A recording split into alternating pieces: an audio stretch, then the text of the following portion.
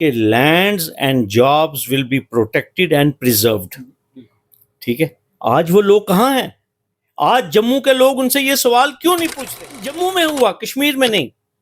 जम्मू के लोगों ने कहा कि पंजाबी जम्मू में आना शुरू हो गए हैं, जम्मू का रोजगार लेना शुरू हो गए हैं, जम्मू के वसाइल को यूटिलाइज करना शुरू हो गए हैं, जम्मू की नौकरियां खतरे में हैं, जम्मू में हड़तालें हुई और अल्टीमेटली 1927 में Maharaja Hari Singh came out with the definition of state.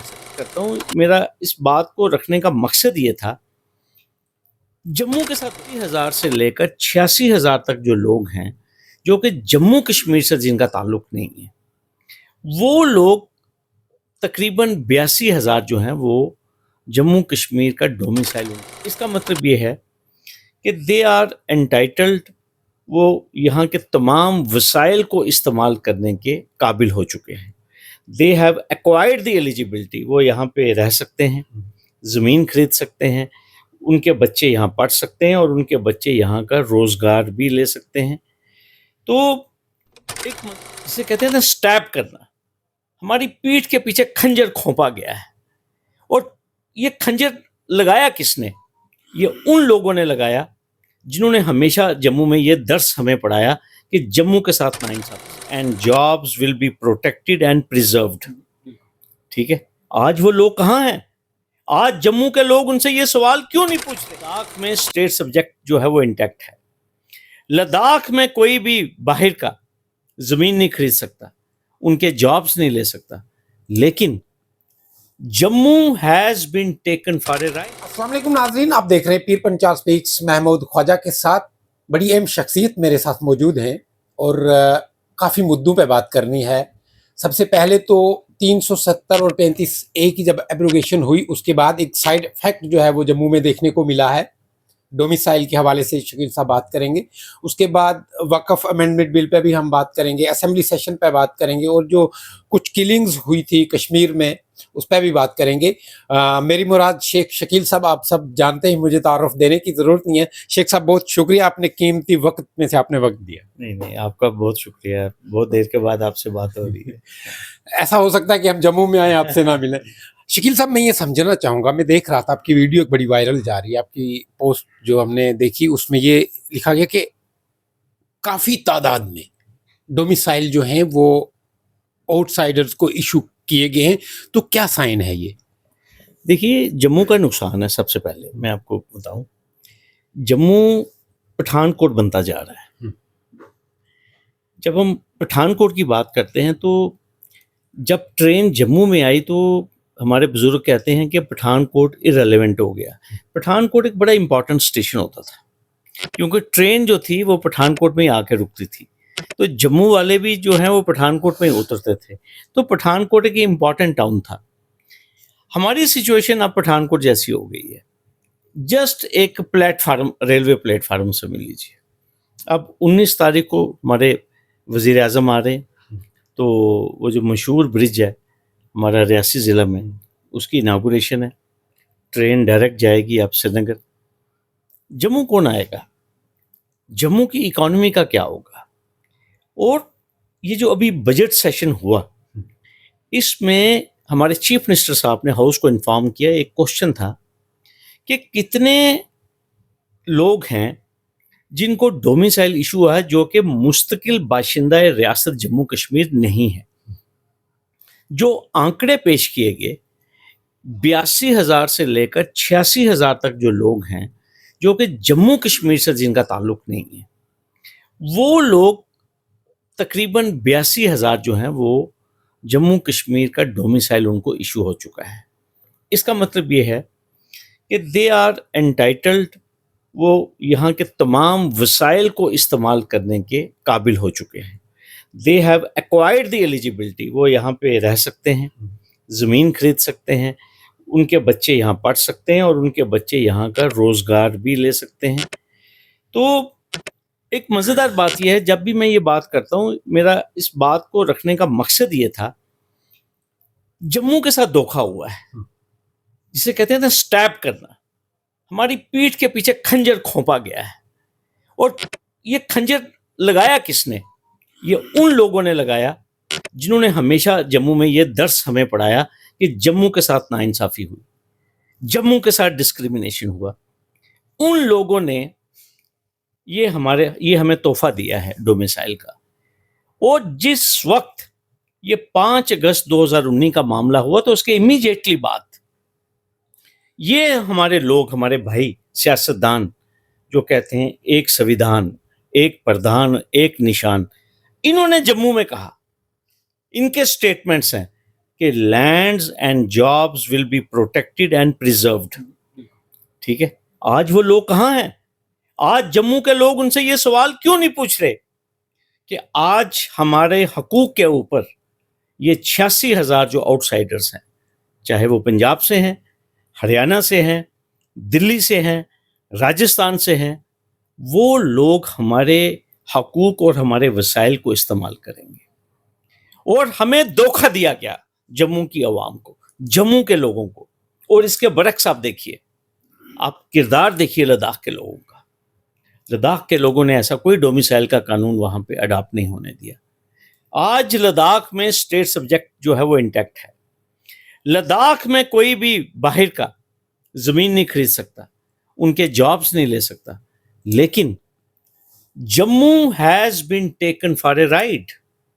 और ख्वाजा साहब, मैं आपको बड़ी मज़ेदार बात कहूँगा, ये तमाम नुकसान जो है, जो हमारी मेन डोगरा लैंड है उसको हुआ है।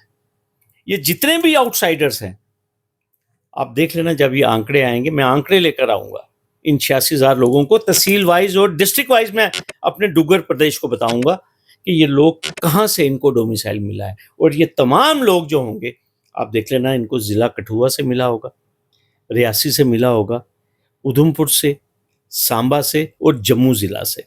मीन्स कि हमारे पूरे डुग्गर प्रदेश को ये प्रेशर फील करना है। कोई शख्स जो है ना, वो रामबन के आगे सेटल नहीं होगा, कोई नहीं जाएगा। मैं बार बार एक चीज़ कह रहा हूँ, अगर 5 अगस्त 2019 का जो फॉल आउट हुआ है, जो नुकसान हुआ है, वो हमारे जम्मू का हुआ है। मैं आपको बड़ी एक मज़ेदार बात बताऊंगा। हमारे जम्मू के एक लीडिंग बिजनेसमैन है, उनका नाम है चौधरी नागर सिंह अलियास नागो। नागो नाम से वो बड़े मशहूर हैं। मैक्सिमम जम्मू में इस वक्त बड़े बड़े कॉन्ट्रैक्ट्स जो हैं वो उनके पास हैं। हमारे टोल प्लाजाज, इवन हमारी ये जो रामबन से बानेहाल नेशनल हाईवे है, वो बना रहे हैं।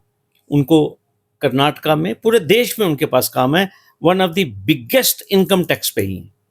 उन्होंने आज से 7-8 महीने पहले एक बड़ा सेंसेशनल इंटरव्यू दिया।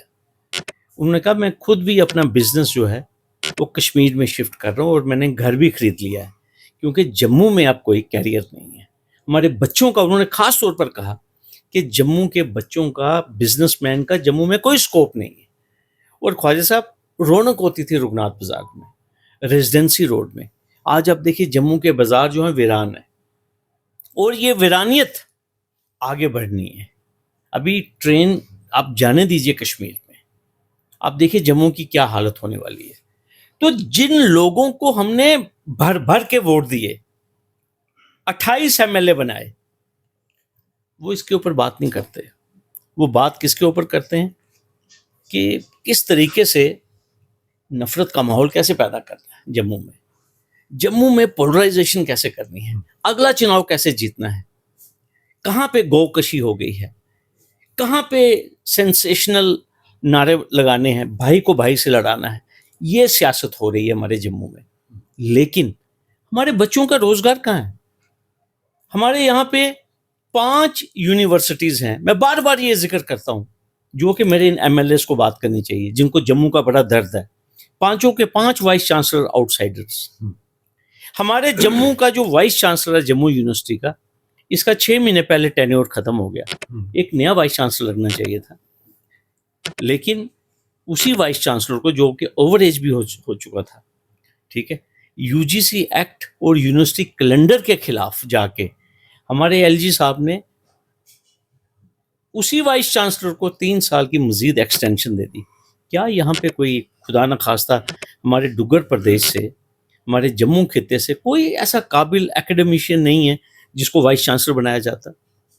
और ये वही जम्मू है ख्वाजा साहब।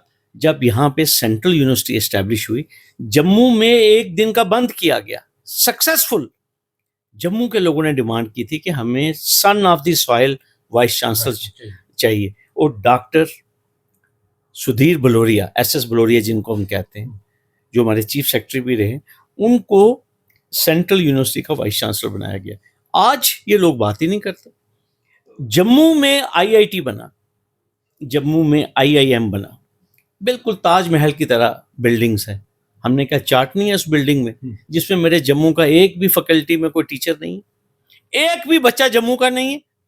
वहां कैंटीन चलाने वाला जो है वो हिमाचल का है। यहाँ जिस IIM में और IIT में कोई प्रोफेसर जम्मू का नहीं है। आप मुझे बताइए क्या करना हमने ऐसी बिल्डिंग्स को।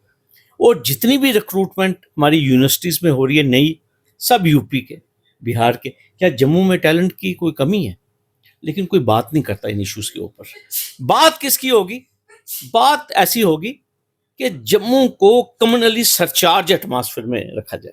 बस ये हो गया, टायर जलाओ, ये करो, हिंदू मुसलमान सिख, बस हमें आपस में इस किस्म का रस्साकशी का माहौल बनाया हुआ है। लेकिन जो रियल इश्यूज हैं, अब इस वक्त क्यों नहीं डिबेट होनी चाहिए? ये जो 82,000 डोमिसाइल्स जो आउटसाइडर्स हैं, और मैं आपको बताना चाहता हूं अपने डुग्गर प्रदेश को, खासकर तो अपने जो यंगस्टर्स हैं, कि 1926 में जम्मू फेस्ड एन एजिटेशन। जब महाराजा का दौर था, एजिटेशन जम्मू में हुआ, कश्मीर में नहीं।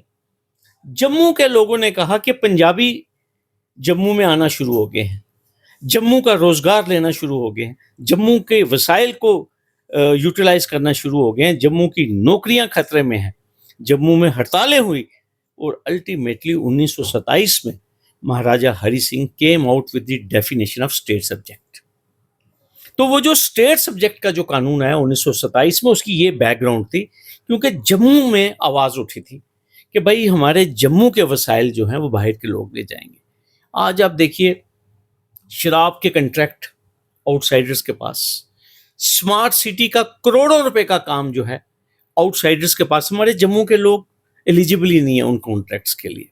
आप देखिए, माइनिंग के सारे कॉन्ट्रैक्ट्स बाहर के लोगों के पास, हमारे जंगलों के कॉन्ट्रैक्ट, हमारा रोड इंफ्रास्ट्रक्चर बाहर के कंट्रैक्टर्स के पास। आप मुझे बताइए कि मेंढर तक, पुंछ तक जो कंट्रैक्टर हैं माइनिंग के, हरियाणा के और पंजाब के, आप मुझे बताइए कहाँ जाएंगे हमारे लोग, हमारे बच्चे कहाँ जाएंगे? असिस्टेंट प्रोफेसर लग रहे हैं यूपी और बिहार के। जम्मू में स्कूल ऑफ जर्नलिज्म खुला, डायरेक्ट प्रोफेसर लगा यूपी का। ठीक है, तो क्या हमारे यहाँ टैलेंट की कोई कमी है? क्या हमारे यहाँ PhD और रिसर्च स्कॉलर्स जो हैं वो दस्तयाब नहीं है? ये आवाज़ कौन उठाएगा जम्मू में? आप मुझे बताइए, किसको ये इश्यूज रेस करने हैं? ये इशू रेस करने हैं इन 28 लोगों को, जिनको जम्मू के लोगों ने जोली भर भर के मशीन पे, कमल पे मोहर लगाई है, लेकिन ये कभी बात नहीं करेंगे।